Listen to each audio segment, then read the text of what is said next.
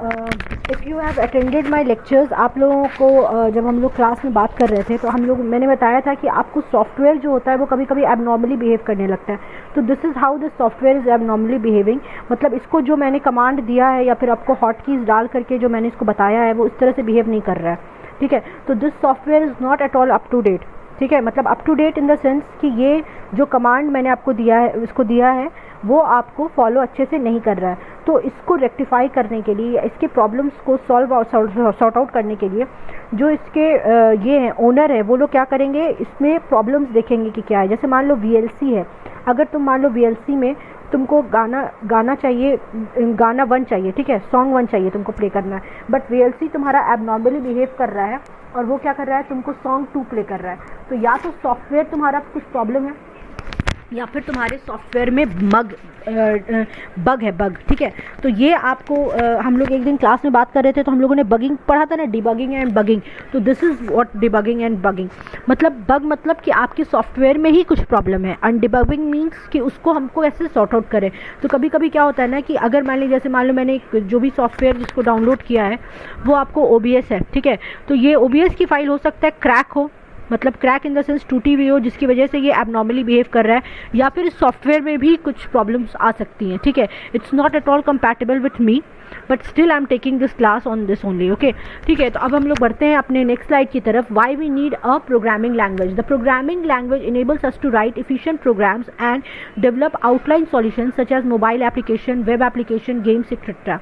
Programming is used to automate, maintain, assemble, measure and interpret the processing of data and information। देखिए, हम आपसे बात कर रहे हैं तो या तो हम इंग्लिश वर्ड का यूज़ कर रहे हैं, या इंग्लिश मतलब यूज़ कर रहे हैं, या फिर हिंदी यूज़ कर रहे हैं। तो इससे आपको मेरी भाषा समझ में आ रही है। अगर हम यही चीज़ मलयालम में बात करने लगेंगे तो आप उसको नहीं समझ पाएगा। क्यों?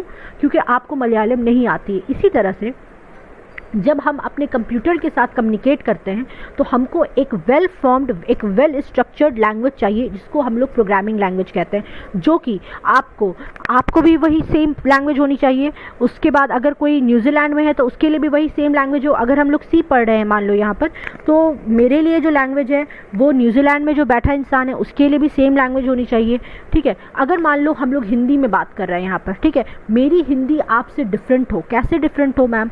तो देखो, इस तरह से डिफरेंट हो कि मैं जो हिंदी बोलूँ वो आपको नहीं समझ में आए, ठीक है, और आप जो हिंदी बोल रहे हैं वो मुझे नहीं समझ में आ रहा है। तो इसका मतलब क्या कि हमारी लैंग्वेज मेंटेन्ड नहीं है, वेल फॉर्म्ड नहीं है, मतलब रिकॉग्नाइज्ड नहीं है, ताकि सब लोग एक ही जैसा लैंग्वेज उसको यूज़ कर सकें। तो ये बहुत इंपॉर्टेंट है किसी भी लैंग्वेज के लिए। तो हम लोग प्रोग्रामिंग लैंग्वेज इसीलिए लिखते हैं ताकि हम लोग जो सेट ऑफ इंस्ट्रक्शंस जो दे रहे हैं अपने कंप्यूटर को, वो आपको वेल फॉर्म्ड हो। वेल फॉर्म्ड मतलब बिल्कुल अच्छे से लिखा हो, उसके बाद इफ़िशिएंट हो और अच्छे से डेवलप किया हुआ हो। इसीलिए हम लोग क्या करते हैं, प्रोग्रामिंग लैंग्वेज की हम लोगों को ज़रूरत पड़ती है, ठीक है। उसके बाद क्या होता है, प्रोग्रामिंग और क्या करता है, ये ऑटोमेट करता है। ऑटोमेट मतलब कि आपको कोई भी चीज़ है, जैसे मान लीजिए कि अगर हमको कोई भी चीज़ को मेंटेन करना है, ठीक है, तो आपको क्या ज़रूरत है, आपको प्रोग्रामिंग लैंग्वेज की ज़रूरत पड़ेगी, ठीक है। अच्छा, हम लोग यहाँ पर अभी देख रहे थे कि programming is use to automate. Ma'am what is automate? ठीक है, you can ask me what is automate.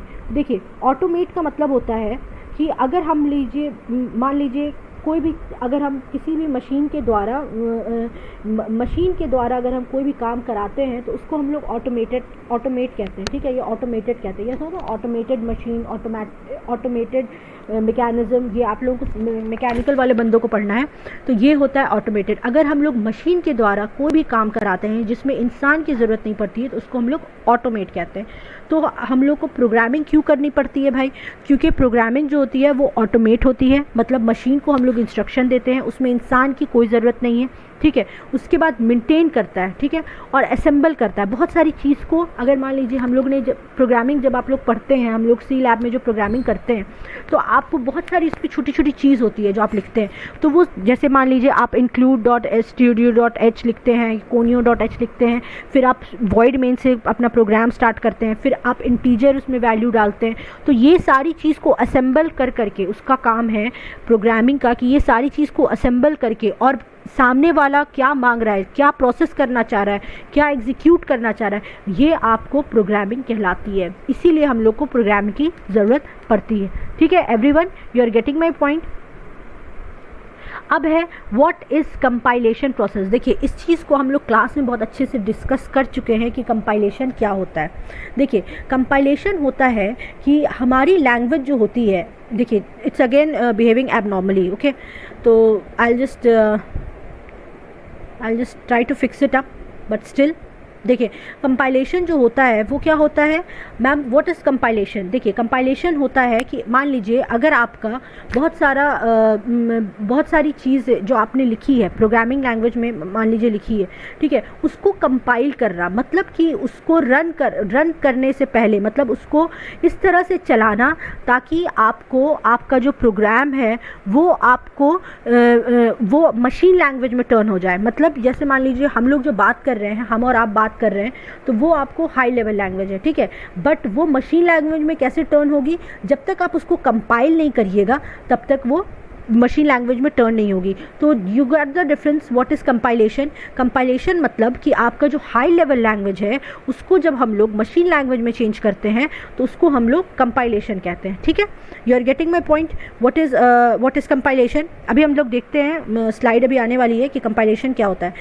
The compilation process is a sequence of various phase. ठीक है, बहुत सारा फेजेस उसमें जुड़ा होता है। Each phase take input from its previous stage and has its own representation of source program and feeds its output to the next phase to the compiler। देखिए compiler एक ऐसा आपको एम्बेडेड होता है, एम्बेडेड मतलब उसके अंदर वो मौजूद होता है। जैसे मान लीजिए कोई भी प्रोग्रामिंग लैंग्वेज है उसके अंदर कंपाइलर उसके अंदर एम्बेडेड होता है, मतलब उसके अंदर पहले से मौजूद होता है, आपको कुछ करने की ज़रूरत नहीं। तो वो कंपाइलर का क्या काम होता है कि आपको जो भी आप लोगों ने लैंग्वेज में, जो भी हाई लेवल लैंग्वेज में जो कुछ भी आपने लिखा है उसको वो क्या करता है, आपको मशीन लैंग्वेज में चेंज करता है। तो ये कंपाइलेशन का जो काम होता है, कंपाइलेशन का जो प्रोसेस होता है वो क्या होता है कि आपको एक फेज से, जैसे मान लीजिए बहुत एक कंपाइलर का डिफरेंट टाइप्स ऑफ फेज होता है, जैसे मान लीजिए 10 फेज है, ठीक है, तो वो क्या करेगा, फेज 1 से आपको इनपुट लेगा और फेज 2 तक पहुंचाएगा।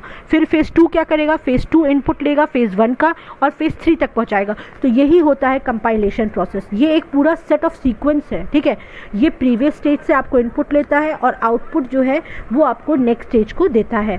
और इसी तरह से कंपाइलर के बहुत सारे फेजेस बनते हैं। ये आपको डिटेल में पढ़ने की ज़रूरत नहीं है इलेक्ट्रॉनिक्स वालों बंदों को, मगर ये डिटेल में आपको आई गेस नेक्स्ट सेम में कंप्यूटर साइंस वाले बंदों के लिए आएगा कि व्हाट इज़ कंपाइलर। ठीक है, ये पूरा एक सब्जेक्ट है।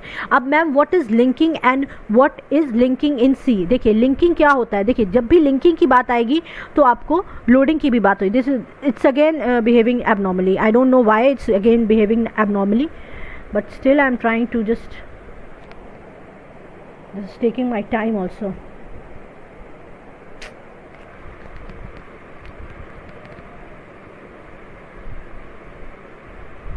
Killing our time. देखिए जब भी लिंकिंग की बात आएगी तो वहाँ पे लोडिंग की बात आएगी। What is linking and what is loading. देखिए यहाँ पर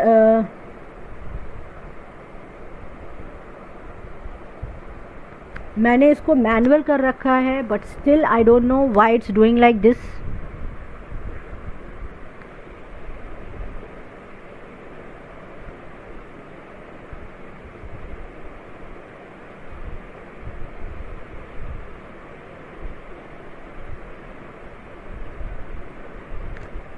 देखिए लिंकिंग क्या होता है। Linking is the process of collecting and combining the various pieces of code and data into a single file that can be loaded into the memory and executed. देखिए जैसे कि हम लोग एक एग्जांपल से भी लिंकिंग को पढ़ चुके हैं कि लिंकिंग क्या होता है, बहुत सारी चीज़ें को इकट्ठा कर करके आपको कंप्यूटर की मेमोरी में फीड करने को हम लोग लिंकिंग कहते हैं। ठीक है, और लिंकिंग और लोडिंग हमेशा साथ में होता है। देखिए लिंकिंग क्या होता है, बहुत सारी चीज़ों को इकट्ठा करके, कलेक्ट करके, कंबाइन कर करके एक पीस में बनाना, उस कोड को पूरे एक पीस में बनाना या एक एंटिटी में बनाना, ठीक है, एक सिंगल फाइल में बनाना, और उसको कहाँ पे, और फिर क्या होगा, लिंकिंग का काम खत्म हो गया और फिर क्या होगा, लोड करना होगा मेमोरी में, ताकि वो एग्जीक्यूट हो सके वो प्रोग्राम, तो इसी को लिंकिंग कहते हैं। Establishing the linking between all the modules और the functions of the program in order to continue the program execution is called linking. देखिए लिंकिंग होता है establishing the linking between all the modules, मतलब सारे modules के अंदर एक link बनाना, या फिर function, all the functions of a program in order to continue the program execution.